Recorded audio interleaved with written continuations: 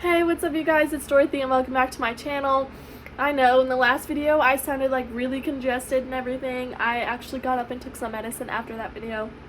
So now I feel a little bit better. But I am pre-filming them, so yes, I literally just took medicine. But anyways, in today's video we are going to go into part 1 of chapter 41. I know that this chapter is like extremely long, so it's going to be broken down into 2 parts, and I know some of you guys hate when I do that, but it's really just about getting the book finished, I guess. I mean, if I wanted to do that, it would be 1 video, but you know, sometimes I have to do 2 parts, and I hope that you guys are okay with that. But yeah, let's get right into this video. This video may contain sensitive topics and foul language. If you do not wish to continue, please click off of the video now. This is your only warning. I'm going to mark where we're going to stop.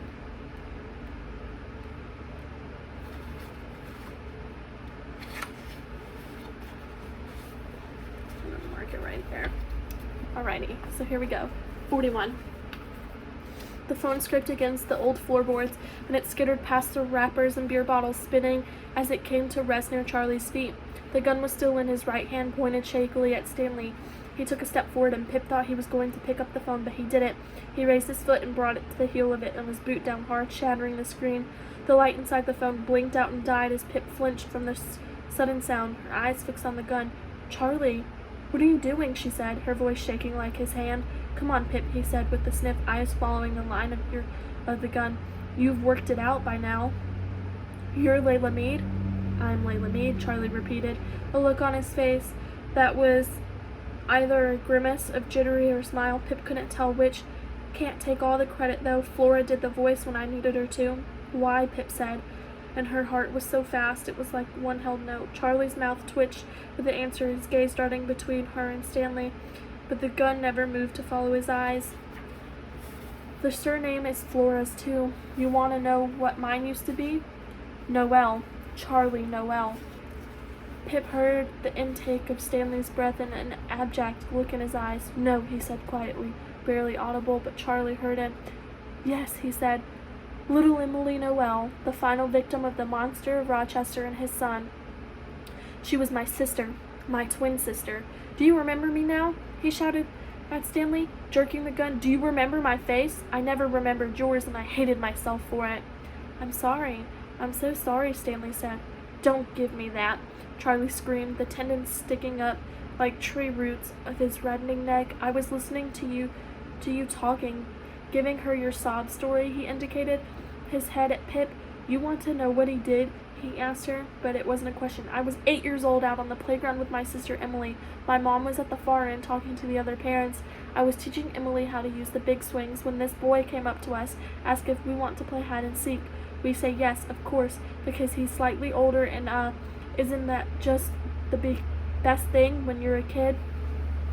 Charlie's hand danced as he spoke, the gun shifting around with it. "The boy tells me to count first, and that he and Emily will go hide, so I do. I go to the slide and cover my eyes and count to 60, not peeking, no cheating.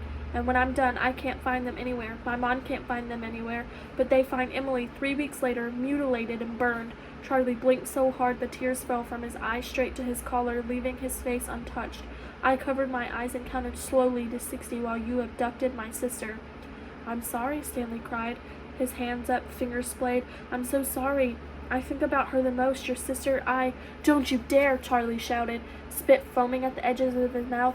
"Get her out of your ugly head. You were the one who chose her, not your dad. It was you. You picked her.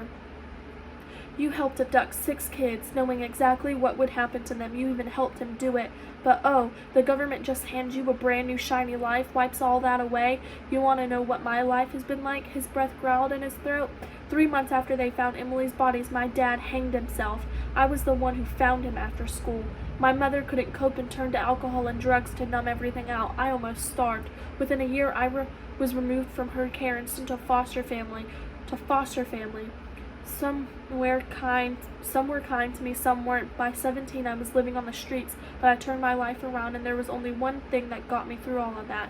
Neither of you deserved to live after what you did. Someone already got to your father, but they let you walk free. But I knew that one day I would find you, and I would be the one to kill you. Child Brunswick. Charlie, please just put the gun down and leave, Pip said. No, Charlie didn't look at her. I've waited 19 years for this moment. I bought this gun 9 years ago knowing that one day I'd use it to kill you. I've been ready. I've been waiting. I followed every single tip and rumor about you on the internet. I've lived in 10 different towns in at least 7 years looking for you, and a new version of Layla Mead came with me to each one, finding the men fit your age and description, getting close to them until one might confide in me who they really were. But you weren't in any of those other towns. You were here, and I've now found you. I'm glad that Jamie failed. It's right that I do it. This is how it's meant to be. Pip watched Charlie's finger flexing and tensing over the trigger. Wait, she shouted. Just buy some time. Keep him talking. If the police were at Stanley's house now, with Robbie and Connor and Jamie, maybe Robbie would send them here. Please, Robbie, send them here. What about Jamie? She asked quite quickly. Why get him involved? Charlie licked his lips. The opportunity presented itself. I started talking to Jamie because he fit the Child Brunswick profile. Then I found out he lied about his age and I discounted him. But he was so eager. He'd fallen for Layla in a way none of the others have before, kept messaging saying he'd do anything for her, and it got me thinking. He sniffed. My whole life I accepted that I would be the one to kill Child Brunswick and most likely forfeit my life in return, end up with a life sentence so he could have sentence he should have had.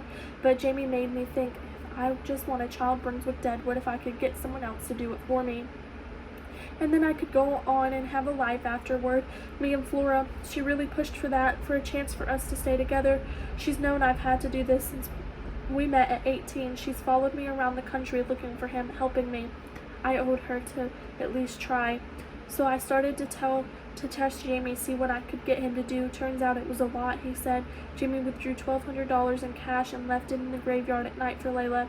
He beat up a stranger, thought he'd never been in a fight in his life before. For Layla, I invented some story to make him break into my own house in the middle of the night and steal a watch, and he did it for Layla.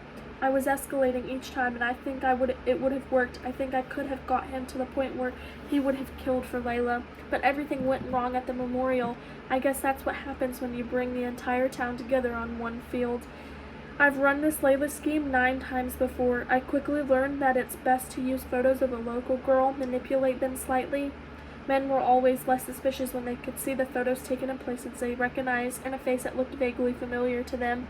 But it backfired here, and Jamie found out Layla wasn't real, and he wasn't ready yet. I wasn't ready yet. But I had to try the plan that night while Jamie was still under Layla's thumb. But I didn't know who Child Brunswick was. I narrowed it down to 2 suspects, Luke Eaton and Stanley Forbes. Both the right age, the right appearance. Neither had jobs that ruled them out. Neither ever mentioned any family and avoided questions about their childhood. So I had to send Jamie to both of them.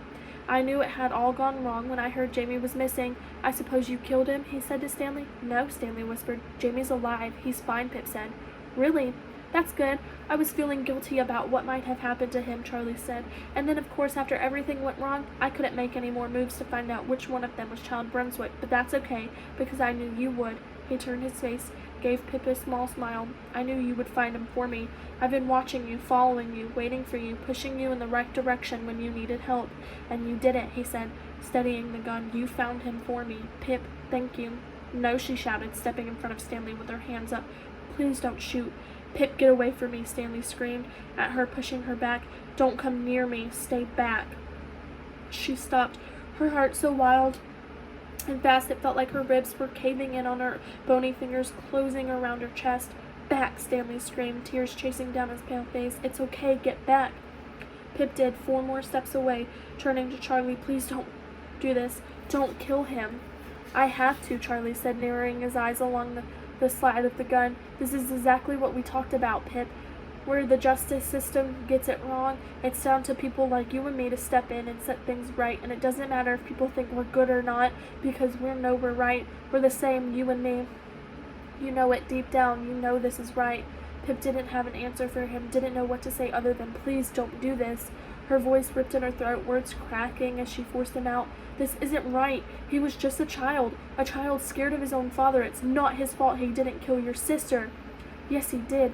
It's all right, Pip, Stanley said to her, barely able to talk because he was shaking so hard. He held one trembling hand up and out to comfort her, to keep her back. It's okay. No, please, she screamed, folding it on herself. Charlie, please don't do this. I'm begging you. Please don't. Charlie's eyes twitched. Please. His gaze shifted from Stanley to her. I'm begging you. He gritted his teeth.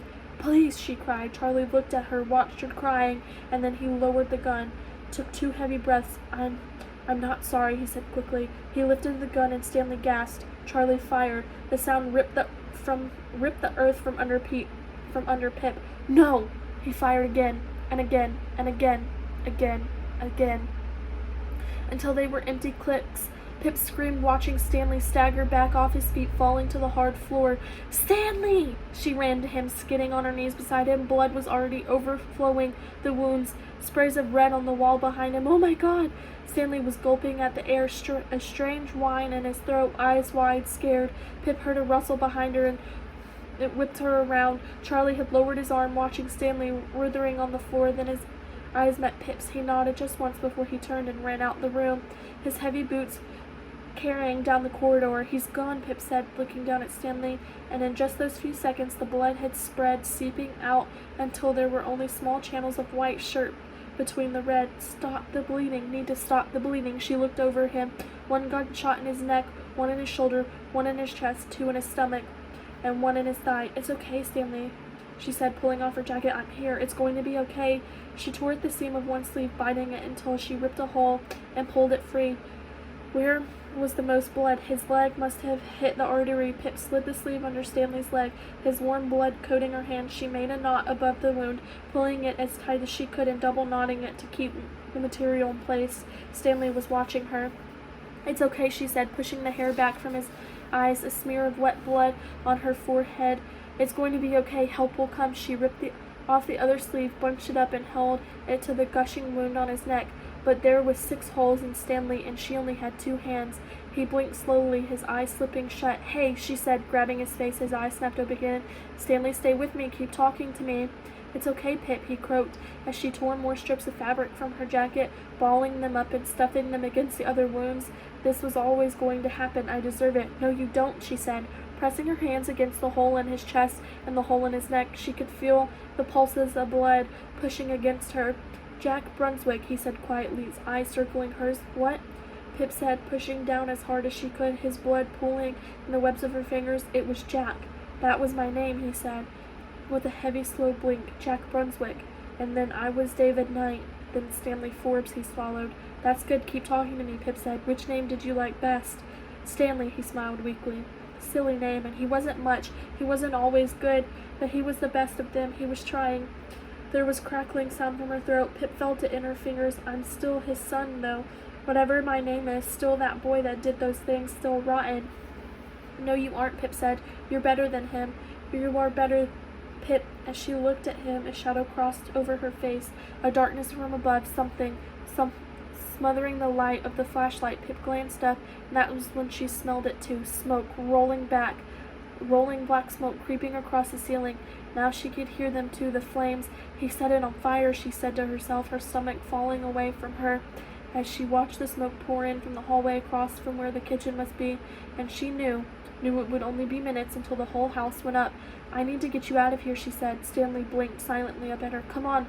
Pip let go of him, pushing up to her feet. She slipped in the blood at Stanley's side, staggering over her legs.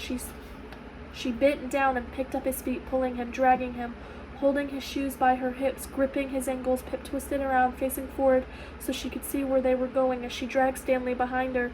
She tried not to look back at the trail of red following him. Out in the hall, in the room off to the right, was filled with fire, an angry roaring vortex up every wall and across the floor, spilling through the open doorway into the narrow hallway. Flames were licking along the old peeling wallpaper, and above her head, an exposed installation in the ceiling was burning, dropping ash down on them. The smoke was getting lower and darker. Pip coughed, breathing it in, and the world started spinning around her. It's going to be okay, Stanley, she called over her shoulder, ducking her head out from the smoke. I'll get you out. It was harder dragging him out here on the carpet, but she dug in her heels and she pulled as hard as she could. The fire was growing on the wall beside her, hot, too hot, and it felt like her skin was blistering and her eyes were burning. She turned her face away from him, and it pulled. "It's okay, Stanley," she said. She had to scream over the flames now. Pip coughed with every breath, but she didn't let go of him. She held on, and she pulled, and when she reached the threshold, she sucked the clean, cold outside air into her lungs, dragging Stanley out into the grass, just as the carpet behind them started to catch. "We're out, Stanley," Pip said, dragging him further through the unkempt grass, away from the burning house. She bent and laid his feet down gently, turning her eyes back to the fire. Smoke was billowing out of the holes where the upstairs windows once were, blocking out the stars. She coughed again and looked down at Stanley. The wet blood glistened in the light of the flames, and he wasn't moving. His eyes were closed. "Stanley!" She crashed down beside him, grabbing his face again, but this time his eyes didn't open. "Stanley!" Pip lowered her ear to his nose, listening to his breath. It wasn't there. She placed her fingers on his neck, just above the gaping hole. Nothing, no pulse. "No, Stanley, please, no." Pip settled on her knees, placing the heel of one hand in the middle of his chest, right beside one of the holes. She covered her hand with the other, straightened up, and started to push down hard. "Don't, Stanley, please don't go," she said, keeping her arms straight and compressing his chest. She counted to 30, and then pinched his nose, placed her mouth over his, and breathed into him once, twice, returned her hands to his chest and pressed down. She felt something give way beneath her palm, a crunching sound, one of his ribs cracking. "Don't go, Stanley." She watched his unmoving face as she pushed all of her body weight into them. "I can save you. I promise. I can save you." And that is the end of part 1 of chapter 41. I will see you guys in the next video for part 2. Bye!